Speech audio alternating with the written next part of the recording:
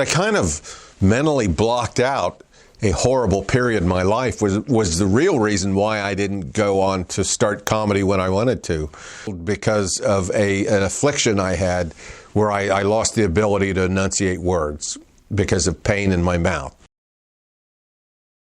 I started at a college radio station, and it started off with things that most people get, these little things called canker sores. They're little painful white ulcerations that happen in your mouth. They're about the size of a match head, yet they're painful. They last 5 days, and I get them every now and then. And you know, they're not contagious. It's mysterious hormones or something. It's no big deal, but they're kind of creepy. You don't even want to talk about them. I started getting them worse and worse because I was not getting one or two of them. They were enough, and they were in strategic positions in my mouth where it was painful to talk. There was a point where I was using about a half a tube of Orajel swished in my mouth to numb it so I could speak without this excruciating pain, slurring my words. I knew I couldn't do this for a living. I could not do anything as a job that required me to speak when I had to speak at a certain time. So that kind of killed my performing thing in show business. These things had progressively gotten to the point where the summer when I was working at a factory, I had a breakout, which it consumed my whole mouth. Can you imagine one big canker sore in your whole mouth? Gums, around the lips, and under the tongue, over the tongue. And here's the thing, you can't see them, and you can't talk about them. They're not contagious, but just the whole idea that the inside of your mouth looks like the Elephant Man is nobody wants to hear that. It's not romantic. You don't talk about it on a date.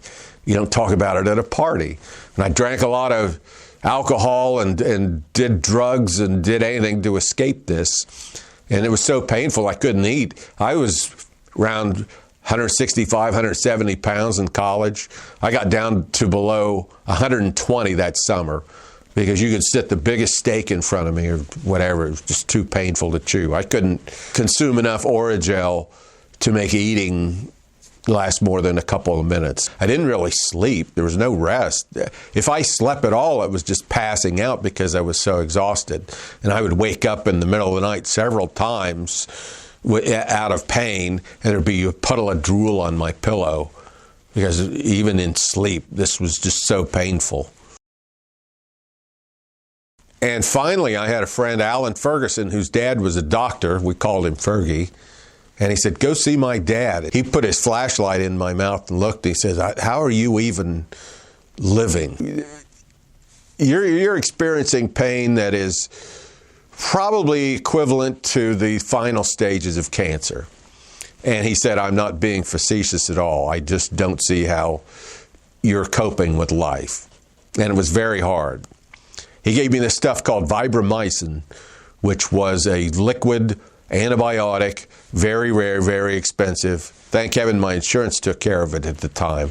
But I took that stuff and it knocked these things out. It made them to where every time I would feel this coming on in my mouth, I'd take care of it.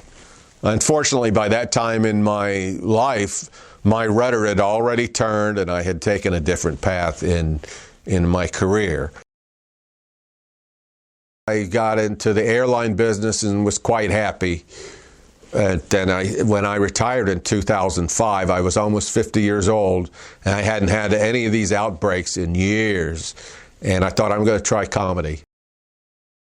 You try comedy when you're 50 years old, you're just like when you're 15 or 18. It takes 7 years to get the polish and to be good. But I look like I'd been doing it 30 years.